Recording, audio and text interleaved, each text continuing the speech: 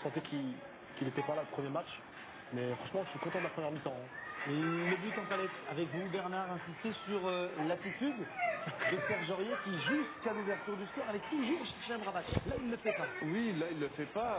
Et ce qui amène le but, il est face au jeu. Il doit sortir. Il pense que Pépé va récupérer. Alors là, il y a eu un manque de communication, mais à partir du moment où il est face au jeu, c'est à lui de sortir. Et après, ce qui est un peu dur pour la Côte d'Ivoire, c'est qu'il remet en jeu l'attaquant. Et du coup, il marque ce joli but. MR, les 45 premières minutes de la Côte d'Ivoire sans but alors, c'est quand même quelque chose de positif. Il y a eu pas mal, voire beaucoup de situations, notamment une dès les 30 premières secondes. Ouais, on a eu quelques situations dangereuses, c'est vrai. Mais c'est vrai que sur l'ensemble de la première mi-temps, on est encore loin des attentes. On est encore loin d'avoir corrigé les manques qu'on a eu sur la première journée contre l'Afrique du Sud. Et c'est vrai que moi, je suis à la fois déçu et à la fois inquiet quand je vois la première mi-temps des éléphants qui ont aussi fait beaucoup d'erreurs tactiques défensives, notamment sur le but. On voit Serge Aurier qui laisse son adversaire prendre de la vitesse. Après, une fois qu'il a pris de la vitesse, c'est compliqué de rattraper. Et même à gauche, là, 2 ou 3 fois, c'est passé trop facilement à mon goût. Et voilà, il faut que la Côte d'Ivoire corrige ces quelques points s'il veut l'espérer revenir dans la partie. Des corrections, des changements aussi, dans le jeu, peut-être dans les joueurs, mais dans l'attitude, Louis, pour cette seconde période. C'est une question de.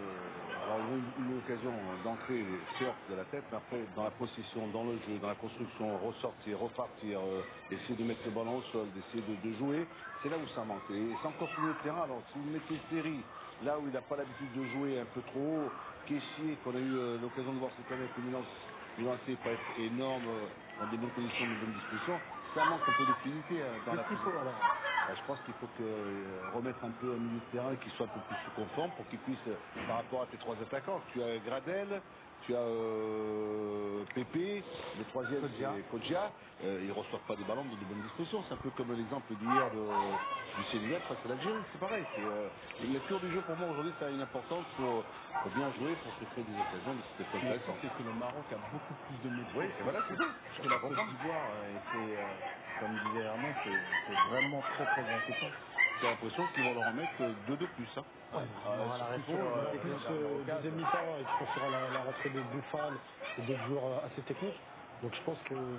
Vous êtes bien, hein? Non, mais je pense Ah, non, mais c'est bien, mais c'est c'est un apport content de voir offensif, comme c'est pas ça. mal. Après, peut-être qu'il y aura un match nul, on ne sait pas. Deuxième mi-temps, c'est pas On va voir ça pour la côté, seconde période qui va commencer dans quelques instants. C'est une petite pause, on se retrouve après pour un long débrief où on va analyser tout ça ensemble. Karim Aïssama, Younes, Emer, Bernard et Louis. On vous laisse, vous, les abonnés entre de bonnes mains, celles de Julien Brun et Bruno Chérois. Bonne main.